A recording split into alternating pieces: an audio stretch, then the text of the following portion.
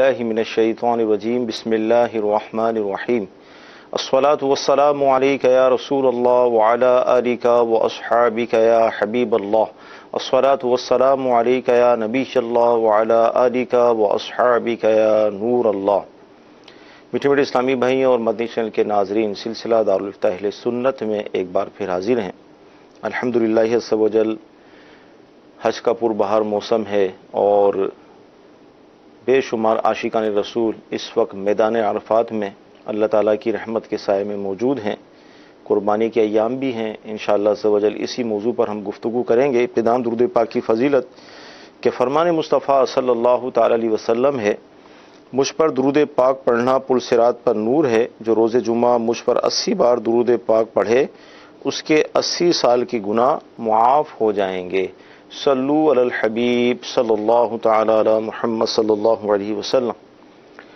مفتی صاحب کیا ارشاد فرمائیں گے کہ میدان عرفات میں اس وقت جو بہاریں ہیں اور اللہ تبارک و تعالیٰ کی طرف سے جو وعدے ہیں، جو عطائیں ہیں، اس حوالے سے کیا فرمائیں گے؟ الحمدللہ رب العالمین والصلاة والسلام علی سید الانبیاء والمرسلین، اما بعد فاعوذ باللہ من الشیطان الرجیم، بسم اللہ الرحمن الرحیم۔ پاکستان میں آج 8 ذوالحجۃ الحرام اور عرب شریف میں آج 9 ذوالحجۃ الحرام یوم عرفہ کا ہے، عرفہ کا دن ہے، یوم عرفہ ہے۔ حجاج کرام اس وقت خاص طور پر وقوف کا وقت شروع ہو چکا ہے، جو کہ ظہر سے لے کے غروب آفتاب تک رہتا ہے۔ اس کے بعد بھی اگر کوئی گزر جائے تو وقوف کا فرض ادا ہو جائے گا، لیکن جو سنت وقت ہے اور واجب جو ہے کہ ظہر کے بعد کوئی ٹھہرے تو مغرب تک ٹھہرا رہے، غروب آفتاب تک۔ اور پھر فرمایا کہ ظہر اور عصر کو ملا کر پڑھنے کا حکم دیا گیا، تاکہ اب اس کے بعد بندہ مناجات کے لیے رب کی بارگاہ میں حاضر ہو جائے۔ اور فرمایا کہ اس دن اللہ تبارک و تعالیٰ کی رحمتوں کا نزول میدان عرفات میں اس طرح ہوتا ہے جیسا کہ موسلا دھار بارش ہو رہی ہوتی ہے۔ جس طرح آج ہمارے ہاں باب المدینہ میں موسلا دھار بارش ہے، اندازہ کیجئے کہ وہاں پر رحمتوں کی بارش کا نزول کس قدر ہو رہا ہے۔ اور اس بات سے اندازہ لگائیے کہ علماء فرماتے ہیں کہ اس سے بڑا کوئی گناہ گار نہیں ہے جو اس دن یہ گمان کرے کہ میری بخشش نہیں ہوگی۔ اللہ عام دنوں میں تو یہ بات ہے کہ میں امید اور خوف کے درمیان رہتا ہوں۔ صحیح، امید بھی ہوتی ہے کہ میرا رب جو ہے وہ مجھے معاف فرما دے گا، خوف بھی ہوتا ہے کہ نہ جانے میری یہ عبادت قبول بھی ہوئی یا نہیں ہوئی، میری توبہ بھی قبول ہوئی یا نہیں ہوئی۔ لیکن آج وہ دن ہے کہ اس بات کی طرف اس کو لایا جا رہا ہے کہ امید رکھو، یقین رکھو، کامل کرو، یقین کامل کرو کہ آج رب کی رحمتوں کا وہ نزول ہے کہ تمہاری بھی بخشش ہوگی، تمام حقوق اللہ معاف ہوں گے۔ اگر تم ایسے نہیں تو بہت سے اور اللہ والے موجود ہیں جن کے صدقے میں تمہاری بخشش ہو جائے گی۔ اور فرمایا علماء نے کتنی پیاری بات فرمایا کہ آج میدان عرفات میں لوگوں کو دیکھو، 2 چادروں کے اندر مرد جو ہے وہ موجود ہوتے ہیں۔ سبحان اللہ۔ فرمایا کہ آج حاجی کو چاہیے کہ میدان محشر کا تصور قائم کرے۔ سبحان اللہ۔ آج یہاں پر تو رحمتوں کا نزول ہے، آج یہاں پر رب سے جو چاہے مانگ سکتا ہے۔ کل وہ میدان محشر ہوگا جہاں پہ رب تعالیٰ کی صفت قہاریت کا ظہور ہوگا، وہاں پھر مانگ نہ سکے گا، وہاں پر پھر توبہ کا معاملہ نہیں ہوگا۔ آج وہ وقت ہے تو اس وقت کو یاد کر کے آج رب سے اپنی دنیا اور آخرت سب کی بھلائی مانگ لو۔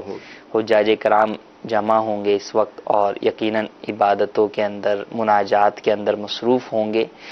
اچھوں کی نقل بھی اچھی ہوتی ہے، بے شک بے شک۔ تو ہمیں بھی چاہیے کہ یہ وہ وقت ہے کہ اب سے کچھ دیر بعد یہ وقت شروع بھی ہو چکا ہے، اور کچھ دیر بعد خاص طور پر سمجھے 1-8 گھنٹے کے بعد جو ہے وہ مزید وہ وقت قریب آتا چلا جائے گا دعاؤں کا، مناجات کا۔ تو ہم بھی اپنے گھروں کے اندر ان حاجیوں سے مشابہت اختیار کرتے ہوئے اللہ رب العزت کی بارگاہ میں حاضر ہو جائیں، معافی کے طلبگار ہوں، توبہ اور استغفار کریں۔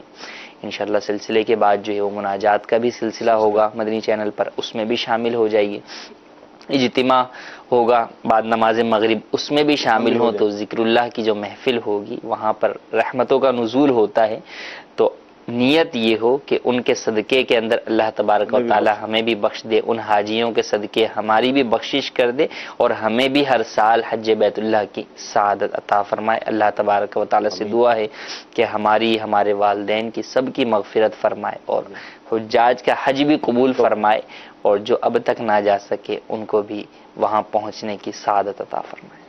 مدنی چینل کے ناظرین، مفتی صاحب نے الحمدللہ عز و جل آج کے دن کے حساب سے بالخصوص میدان عرفات میں جو اس وقت جمع ہیں ان کی طرف ہماری توجہ بڑھائی کہ اس وقت وہاں وہ جو جمع ہیں ان کے لیے دعاؤں کی قبولیت کا وقت ہے، اور اللہ تعالیٰ کی طرف سے جو وعدے ہیں، جو رحمتیں ہیں، ان کو لوٹنے کا وقت ہے، اور اللہ تبارک و تعالیٰ آج کے دن وہاں پر جو جمع ہیں اپنے حقوق معاف فرماتا ہے۔ کتنی مطلب یہ کہ سعادت کی بات ہے۔ یقیناً اس وقت ہم یہاں پر ہیں، اللہ کی بارگاہ میں ہم دعا کر سکتے ہیں، اور ہمیں دعا کرنی بھی چاہیے کہ اللہ تعالیٰ ہمیں بھی بار بار میدان عرفات شریف کی حاضری نصیب فرمائے، اور اسی طرح حج کے مبارک ایام میں کاش ہم بھی وہاں گزاریں اور وہاں کی برکتیں حاصل کریں۔ انشاءاللہ یہ گفتگو جاری رہے گی، مزید ہم انشاءاللہ عز و جل اس موضوع پر کلام بھی کریں گے۔ آئیے آپ کی کورس کو شامل کرتے ہیں۔ تو صاحب کی بارگاہ میں عرض ہے کہ میں نے ایک پلاٹ لیا ہے جس کی مالیت تقریباً 7.5 سے 8 لاکھ کے درمیان میں ہے، اور 3 سال کے انسٹالمنٹ پہ وہ پلاٹ لیا ہے، جس کا قبضہ بھی 3 سال کے بعد ہی ملے گا۔ ایڈوانس جمع کروا دیا ہے اور باقی رقم جو ہے وہ 3 سال کے اندر قسطوں میں ادا کرنی ہے۔ تو اس صورت میں مجھ پر قربانی لازم ہوگی یا نہیں؟ برائے کرم اس حوالے سے جواب ارشاد فرمائیے، جزاک اللہ خیرہ۔ آمین۔ کیا فرماتے ہیں؟ پلاٹ لیا ہے اور قسطوں پہ لیا دیکھیں، ہے۔ پلاٹ کے اندر آپ رہائش اختیار نہیں کرتے تو اس سے یہ بات واضح ہے کہ وہ آپ کی حاجت اصلیہ سے زائد ہے فی الحال۔ ٹھیک۔ اگرچہ کسی نے لیا اس نیت سے ہو کہ میں نے آگے اس میں رہائش اختیار کرنی ہے، اگرچہ میں ابھی کرائے پر رہ رہا ہوں، آگے میں نے ادھر گھر بنا کر رہنا ہے، لیکن اس وقت وہ آپ کی حاجت اصلیہ میں نہیں ہے، تو لہٰذا حاجت اصلیہ سے جب زائد ہے تو اب اگر اس کی مالیت نصاب کی مقدار کو پہنچتی ہے تو آپ پر قربانی واجب ہوگی۔ صحیح۔ اب جیسے کہ انہوں نے کہا کہ میں نے پوری قیمت نہیں دی، بکنگ کروائی ہے، کچھ ایڈوانس دیے۔ پیسے جو ہے وہ دیے ہیں یا کچھ قسطیں جو ہے وہ بھر دی ہیں، تو اب جتنا قرضہ باقی ہے وہ قرضہ مائنس ہوگا، لیکن قرضہ مائنس ہونے کے بعد بقیہ رقم اگر نصاب کی مقدار کو پہنچتی ہے تو قربانی واجب ہوگی۔ اس کی مثال یوں لیجئے کہ مثال کے طور پہ 3 لاکھ روپے کا پلاٹ خریدا، ٹھیک ہے۔ اب جب خریدا تو شرعی اعتبار سے قبضہ ملنے پر ملکیت نہیں ہوتی، بے کے اندر ملکیت جو ہے وہ سودے کے مکمل ہونے کے ساتھ ہی مکمل ہو جاتی ہے۔ ٹھیک ہے۔ تو اب اس پلاٹ کے مالک یہ ہو گئے، اب مالک ہو گئے تو مثال کے طور پہ 3 لاکھ میں سے انہوں نے 50,000 بھرے ہیں، بھرے۔ تو اب گویا کہ 2.5 لاکھ روپے ان پر قرضہ ہے، لیکن حاجت اصلیہ سے زائد یہ 3 لاکھ کے مال کے مالک ہیں، تو اب ان کے اوپر قربانی واجب ہوگی۔ ہاں اگر ان کے پاس کوئی اور مال نہیں ہے جس کے ذریعے سے یہ قربانی کا جانور خرید سکیں صحیح۔ یا حصہ ڈال سکیں، اور لازمی سی بات ہے جو پلاٹ دیا ہوا ہے وہاں سے بھی وقت مقررہ سے پہلے ملنا ممکن نہیں ہے، تو اب قربانی واجب نہیں ہوگی۔ لیکن اگر ان کے پاس اتنا مال موجود ہے کہ اسے بیچ کر یا اس کے ذریعے سے یہ حصہ لے سکتے ہیں، مثلا 10,000 روپے ہیں تو 10,000 میں اس وقت جو ہے وہ حصہ ہے باب المدینہ میں، تو اب اگر یہ 10,000 روپے ان کے پاس موجود ہوں گے تو پھر ان کے اوپر قربانی کرنا واجب ہوگی۔ وجوب اس پلاٹ کی وجہ سے ہوا ہے، ادائیگی ان پیسوں کے ذریعے سے ہوگی۔ ٹھیک جی، مزید کال۔ 2-3 آدمی قربانی کرتے ہیں آقا انعامدار صلی اللہ علیہ وآلہ وسلم کی، تو ان کے لیے پہلے اپنی قربانی کرنا واجب ہے یا کہ وہ مل کر آپس میں جو ہے ایک آدمی جو ہے 5,000 روپے ڈالتا ہے، ایک 6,000 ڈالتا ہے، ایک 7,000، اس طریقے سے ہو سکتی ہے؟ کیا فرماتے؟ دیکھیں، قربانی اپنی جانب سے کرنا اگر اس کے اوپر واجب بنتا ہے، مثال کے طور پہ وہ صاحب نصاب ہے، تو اگر وہ صاحب نصاب ہے تو اولاً اپنی طرف سے ہی قربانی کرنا لازم ہے، اور یہ سمجھنا کہ عقیدت اور محبت میں بارگاہ رسالت کی جانب سے جو ہے وہ قربانی کر رہا ہوں بہت اچھی نیت ہے، لیکن یہاں پر آپ کو بارگاہ رسالت سے ہی یہ حکم دیا گیا ہے صحیح کہ آپ صاحب نصاب ہیں تو اولاً آپ اپنی جانب سے قربانی کیجئے، صحیح، اپنی جانب سے کریں اور اس کا ثواب بارگاہ رسالت میں پیش کر دیجئے، تو یوں ثواب بھی آپ پہنچا دیں گے اپنے نیک عمل کا بارگاہ رسالت کے اندر، اور آپ کی قربانی بھی ادا ہو جائے گی۔ اگر کسی نے یوں قربانی کی جس طرح مشترکہ طور کے اوپر اور اپنی قربانی نہیں کی، صحیح، تو ایسی صورت کے اندر وہ اپنی قربانی نہ کرنے کی وجہ سے بھی گناہگار ہوگا۔ بارگاہ رسالت کے علاوہ بھی بعض لوگ اپنے والدین کی طرف سے کرتے ہیں، دادا دادی کی طرف سے کرتے ہیں، دیگر مرحومین کی طرف سے کرتے ہیں، اگرچہ ان پر قربانی واجب ہوتی ہے، لیکن وہ یہ سوچتے ہیں کہ ہم نے پچھلے سال تو اپنی طرف سے قربانی کر لی تھی، اس سال والد کی طرف سے کر دیتے ہیں، اس سے اگلے سال والدہ کی طرف سے کر دیتے ہیں، اس سے اگلے سال بھائی مرحوم کی طرف سے کر دیتے ہیں، تو ایسا کرنا درست نہیں ہے۔ اگر آپ ہر سال صاحب نصاب ہیں تو آپ کو اپنی قربانی تو بہرحال کرنی ہی ہوگی۔ ہاں، اپنی قربانی کر کے آپ اس کا ثواب ایصال کر دیں، صحیح، بالکل یہ کر سکتے ہیں، اس میں کوئی حرج نہیں ہے۔ جی مزید کورس لیں گے؟ میں عمران بول رہا ہوں کامرا کینٹ سے۔ میرا کوشچن یہ ہے کہ ایک خاوند اپنی بیوی کے نام کی قربانی دے سکتا ہے؟ اگر اپنی قربانی نہیں دیتا تو اپنی بیوی کی دے سکتا ہے یا نہیں دے سکتا؟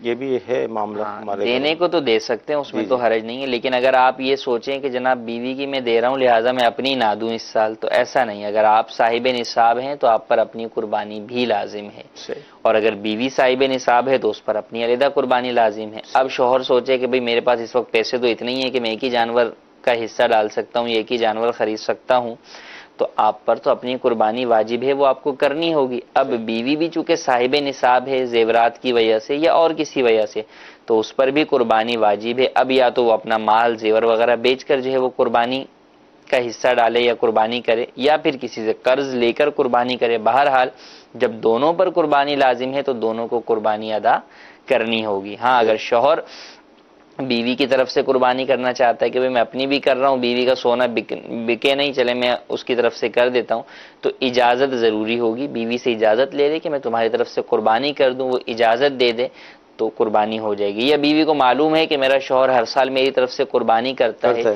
تو اگر انڈرسٹوڈ طور پر بھی اجازت موجود ہے تو بھی قربانی ہو جائے گی۔ اچھا، اس میں نیت کے حوالے سے کیا فرمائیں گے کہ نیت میں ہم تبدیلی کر سکتے ہیں؟ مثال کے طور پر اگر کوئی جانور لے کر آیا منڈی سے اور اس کی نیت یہ تھی کہ یہ اپنے والد کی طرف سے کروں گا یا اپنی زوجہ کی طرف سے کروں گا یا اپنے خاندان کی طرف سے یا کسی بزرگ کی طرف سے، تو اب جیسے وہ مدنی چینل میں سلسلہ دیکھ رہے ہوں اور ابھی ان کو مسئلہ پتہ چلا کہ بھئی واجب تو مجھ پر ہے پہلے، جی، تو اب کیا نیت میں تبدیلی ہو سکتی ہے؟ بالکل تبدیلی کر سکتے ہیں، اور یہ تبدیلی کرنا تو لازم ہے کیونکہ وہ نفلی قربانی ہو رہی تھی اور یہ ان کی واجب قربانی ہے، تو یہ اپنی واجب قربانی کی بالکل نیت کر سکتے ہیں۔ اچھا، اسی طرح جیسے بھی بارشیں جو چل رہی ہیں ہمارے ملک کے اندر، بالخصوص ہمارے شہر میں بھی، اب جانور لیا، بارش ہونے کی وجہ سے ہو سکتا ہے جانور بیمار ہو جائیں یا کسی حادثے کا شکار ہو جائیں، تو کیا اب یہ جانور ہم بیچ کر دوسرا لے سکتے ہیں یا کوئی تبدیلی اس میں کر سکتے ہیں؟ دیکھیں، جانور کے اندر علماء نے یہ بیان فرمایا کہ اگر ذبح کرتے وقت گرانے میں کچھ اس کو نقص پیدا ہو گیا تو وہ نقص مانے نہیں ہے، جبکہ فوری طور پہ آپ نے قربانی کر دی، ذبح کر دیا۔ صحیح۔ لیکن ابھی جیسے 1-2 دن باقی ہیں، اب جانور بیمار ہو گیا یا اور کوئی اس کے اندر عیب پیدا ہو گیا، تو اب اس کو بیچ کر قربانی کا دوسرا جانور خریدا جا سکتا ہے۔ بلکہ اگر ایسا عیب پیدا ہو گیا کہ جو قربانی سے مانے رکاوٹ بن رہا ہے تو تب آپ اس کی قربانی کر ہی نہیں سکتے۔ تو آپ اگر صاحب نصاب ہیں تو آپ کو دوسرا ہی جانور خریدنا ہوگا، تو بالکل اسے بیچا جا سکتا ہے۔ اور اگر ایسا عیب نہیں پایا گیا صحیح، اور اب آپ صاحب نصاب ہیں اور دوسرا جانور خریدنا چاہتے ہیں کہ نہیں یار یہ کمزور ہو گیا، میں دوسرا لے آتا ہوں، تو اب دوسرا لائیں گے تو وہ اس کی قیمت کے یا تو برابر ہوگا یا زیادہ ہوگا، کم قیمت کا نہیں ہونا چاہیے، اس بات کا خیال رکھا جائے۔ جی مزید کالز؟ مسئلہ یہ ہے کہ قربانی کے بڑے جانور میں 7 سے کم حصے ہوں تو قربانی ہو سکتی ہے یا نہیں ہو سکتی؟ 7 سے کم حصے بالکل ہو سکتی ہے، یعنی جیسے 3.5 حصے کر لیے، یا جو ہے وہ 3 افراد نے مل کر جو ہے وہ جانور خرید لیا، تو اس میں کوئی حرج نہیں ہے۔ کسی کا حصہ ایک حصے سے کم نہ ہو، 7ویں حصے سے کم نہ ہو، یہ جائز نہیں ہے۔ مثال کے طور پر 8 افراد شریک ہو جائیں گے تو یہ جائز نہیں ہے، یا افراد تو جو ہے وہ 6 شریک ہوئے، افراد تو 6 شریک ہوئے، لیکن ایک نے جو ہے وہ 3 لے لیے اور دوسرے نے جو ہے وہ 3.5 لے لیے، اور ایک کو جو ہے وہ آدھا حصہ دے رہے ہیں، تو یہ جائز نہیں ہوگا۔ اور ایسی صورت میں یہ بھی نہ سمجھا جائے کہ بھائی فقط اسی کی قربانی نہیں ہو رہی، نہیں، کسی ایک اگر حصے دار کی قربانی نہیں ہوگی تو گویا کہ وہ مشترکہ پورے جانور کی ہی قربانی نہیں ہو سکتی۔ ٹھیک، تو کم بالکل حصے ہو سکتے ہیں، 7 حصے پورے ہونا ہی ضروری نہیں ہے۔ عموماً یہ سوال آتا ہے کہ بھئی 2 افراد مل کر جو ہے وہ بڑا جانور لے کر آ گئے، آدھا آدھا، 3.5 حصے، تو اس پہ بعض جو ہے وہ ہمارے بزرگ حضرات یہ اشکال کرتے ہیں کہ بھئی یہ 3.5 کا کون سا حساب ہے؟ تو چونکہ 3 اپنی جگہ پر موجود ہیں تو گویا کہ یہ آدھا حصہ انہی کے ضمن اور تابع ہو جاتا ہے، تو اس اعتبار سے اس میں کوئی حرج نہیں ہے۔ اور عموماً ہوتا بھی یہ ہے کہ 3 مثال کے طور پر انہوں نے 3 افراد کی جانب سے کر لی اور دونوں مل کر مشترکہ طور پر وہ ایک حصہ جس کے آدھے آدھے دونوں مالک ہیں وہ نبی کریم صلی اللہ علیہ وسلم کی طرف سے کر دیتے ہیں یا اور کسی بزرگ کے اثارِ ثواب کے لیے کر دیتے ہیں، تو اس میں کوئی حرج نہیں ہے۔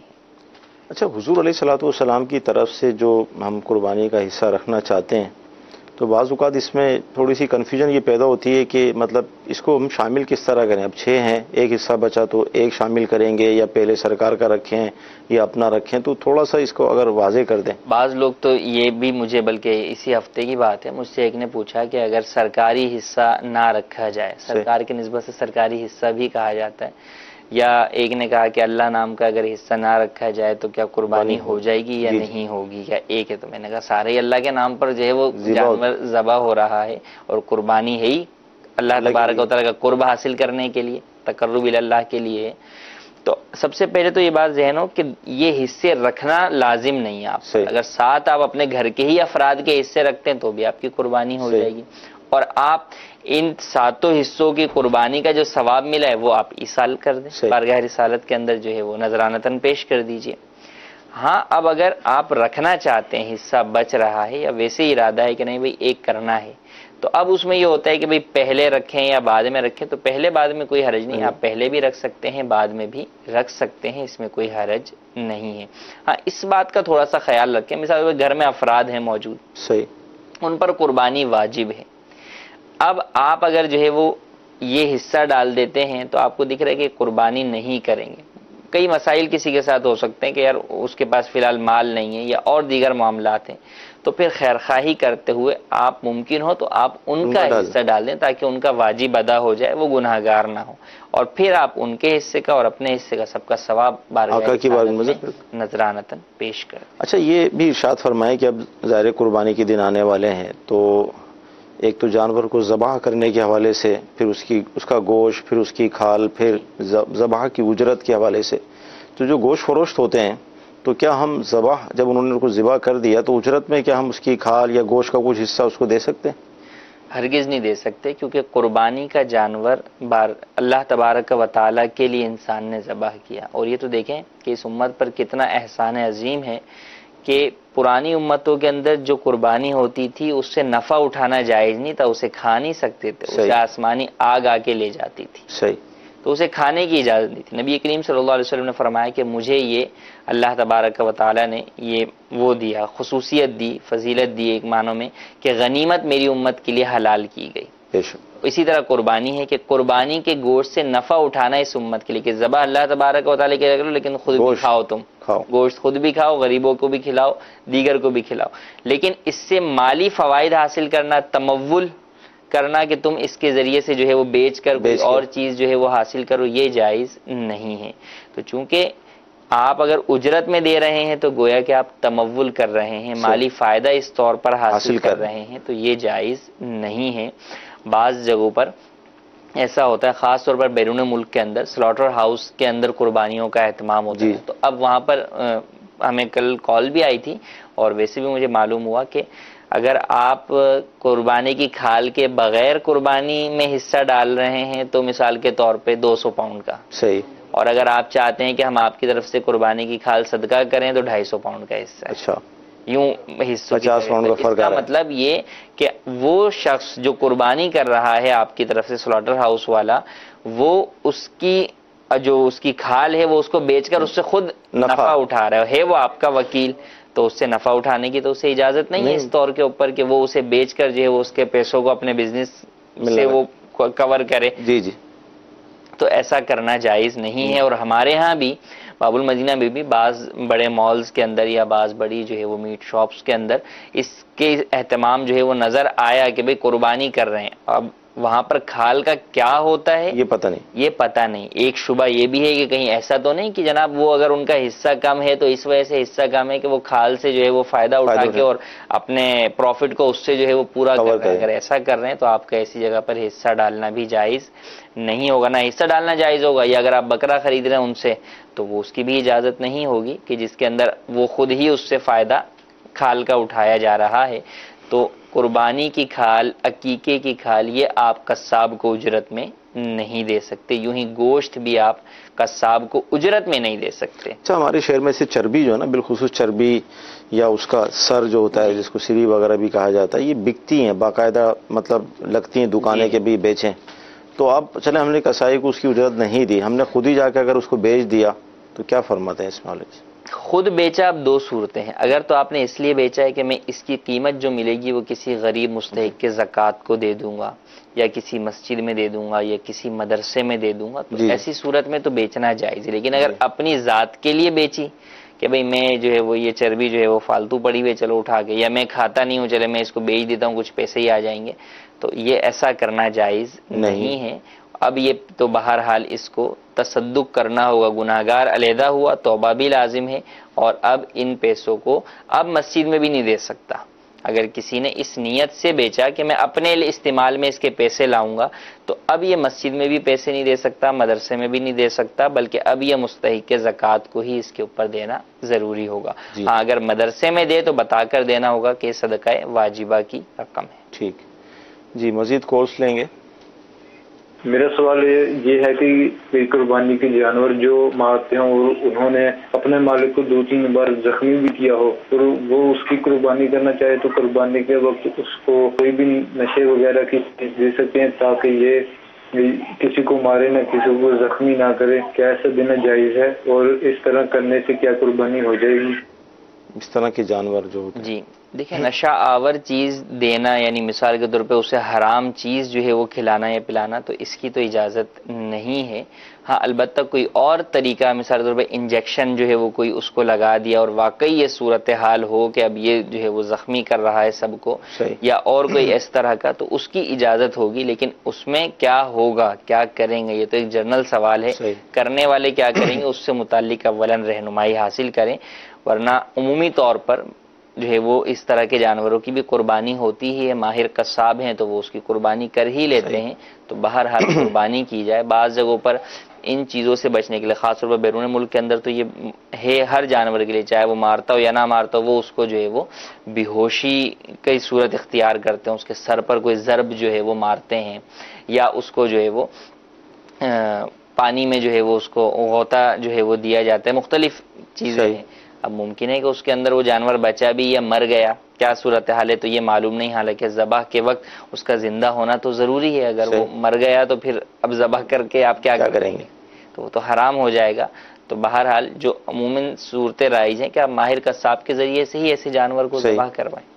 اچھا، ایسے موقع پر مدنی چینل کے ناظرین سے میں عرض بھی کروں گا کہ بعض اوقات یہ ہوتا ہے کہ اب 1 لاکھ کا آپ جانور لے کر آئے، اب جو قصاب ہے 1000 روپے جو ہے نا اس سے وہ چل رہی ہوتی ہے، وہ 5 بول رہا ہے، ہم 4 بول رہے ہیں.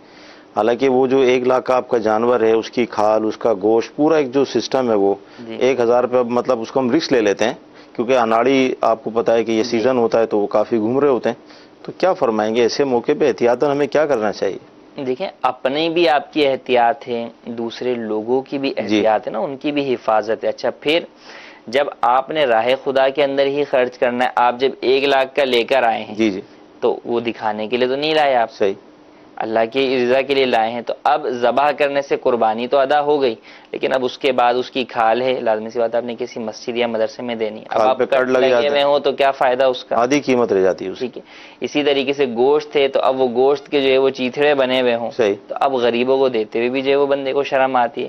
آپ خود سوچیں کہ اچھا یوں بھی ہو سکتا ہے کہ بھئی اگر آپ کے بیٹے کی شادی ہے اور آپ نے یوں جانور کروانا ہو تو آپ اچھے سے اچھا شیف بھی بلائیں گے، اس سے پہلے قصاب بھی بلائیں گے کہ عزت خراب نہ ہو. یہاں کہیں ایسا تو نہیں کہ یار اللہ کے نام پہ دینا ہے تو چلو جو ہے وہ جیسا تیسا بھی جو ہے وہ اٹھا کے دے دیں، ایسا نہیں ہونا چاہیے. اللہ کی راہ میں دے رہے ہیں، اچھی چیز دیجیے، صحیح، اپنی پسندیدہ چیز دیجیے، اور جو حفاظتی طریقے ہیں ان کو سامنے رکھتے ہوئے ماہر قصاب کے ذریعے اور سے۔ پھر ایسے اجزاء جو نہیں کھانے ہوتے، جس کے لیے ممانعت ہے جی شریعت بالکل۔ میں، وہ اناڑی کو عموماً نہیں پتہ ہوتا ہے کہ کون سی جگہ پر وہ چیز موجود ہے، جی تو لہذا یہ احتیاط بھی ضروری ہوگی۔ جی مزید کالس لیں گے۔ حضور میرا سوال یہ ہے کہ نابالغ بچے کی آمدنی سے قربانی کرنا جائز ہے یا نہیں ہے، اور یہ بھی ساتھ میں ارشاد فرما دیجئے کہ نابالغ بچہ اگر کام کرتا ہو تو اس کی جو تنخواہ ہے وہ گھر والے استعمال کر سکتے ہیں یا نہیں؟ جی قربانی اس کی تنخواہ کا نابالغ استعمال۔ بچے پر دیکھیں قربانی بھی لازم نہیں ہوتی، زکوٰۃ بھی لازم نہیں ہوتی، اگرچہ نابالغ کا مال نصاب کی مقدار میں ہو جب بھی اس پر قربانی واجب نہیں ہوگی، لہٰذا نابالغ کے مال سے قربانی کرنے کی اجازت نہیں ہے۔ صحیح، اب وہ کماتا ہے تو اس کی کمائی کو کیا کریں، تو اس کے والدین اس کی کمائی کو سنبھال کے رکھیں گے۔ ہاں اس کی جو اپنی ضروریات ہیں ان میں خرچ کیا جا سکتا ہے، گھر والے اسے اپنے طور پر استعمال نہیں کر سکتے۔ ہاں اگر والدین واقعی ضرورت مند ہو کہ کھانے پینے کو ان کے پاس کچھ نہ ہو تو بطور قرض اس میں سے کچھ لے سکتے ہیں، جو کہ آنے کے بعد ان کو اس کے مال میں لوٹانا ہوگا، اور جب وہ بالغ ہو جائے گا تو پھر اس کا مال سارا جب وہ سمجھدار بھی ہو جائے اس کے حوالے کیا جائے گا۔ اچھا اجتماعی قربانیاں جو ہوتی ہیں ہمارے ملک میں بھی ہوتی ہیں، دنیا بھر میں بھی ہوتی ہوں گی، تو دو سوال اس میں بن رہے ہیں۔ ایک تو یہ کہ اگر گھر کے اندر گھر کے افراد اجتماعی قربانی کرتے ہیں، اب اس کے اندر 50,000 کا جانور ہے، کسی نے 5 دیے، کسی نے 10,000 دیے، کسی نے یوں،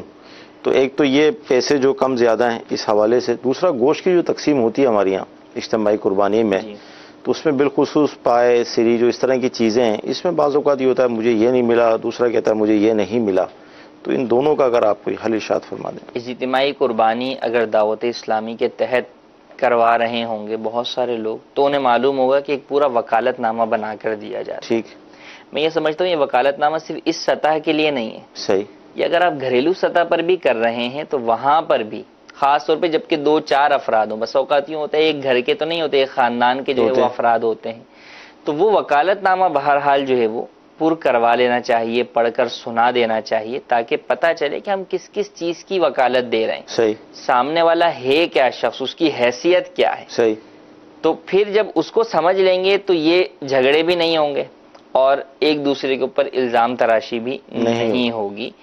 آپ نے اسے وکیل بنایا ہے، اب جانور ہے ان تمام شرکاء کا، صحیح، اب جب ان تمام شرکاء کا جانور ہے تو سب میں تقسیم ہوگا۔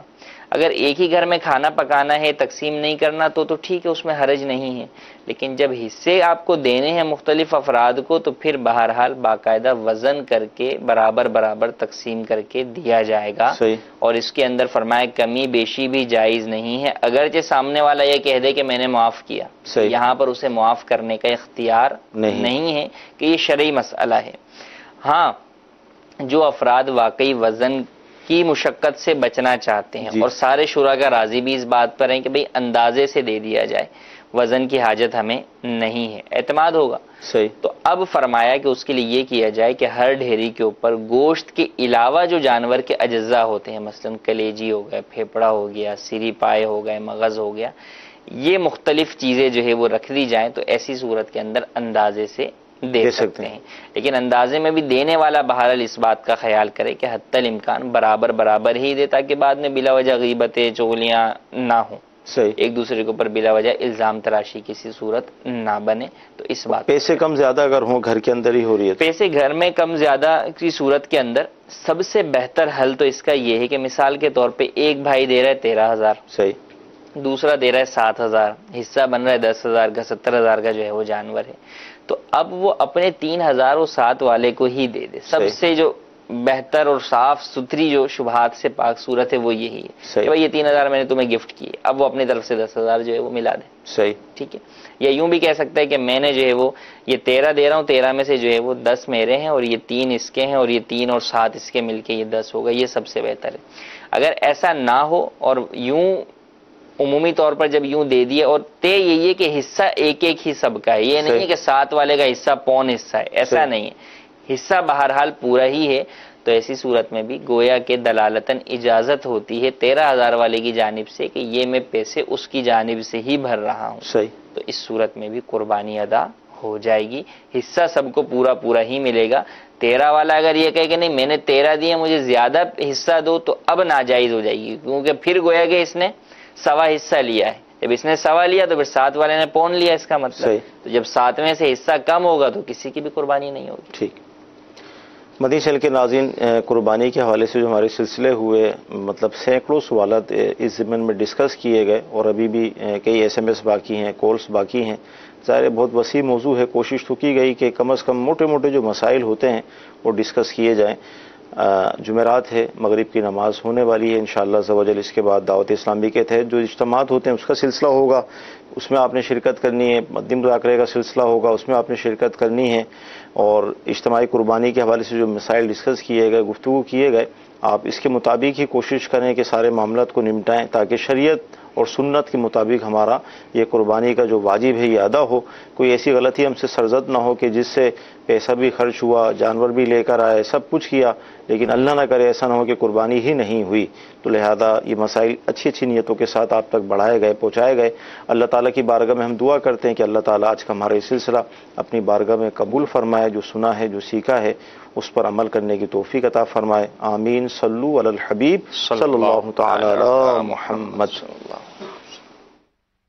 گزارے کیسے زندگی، آؤ علماء سے پوچھ لے،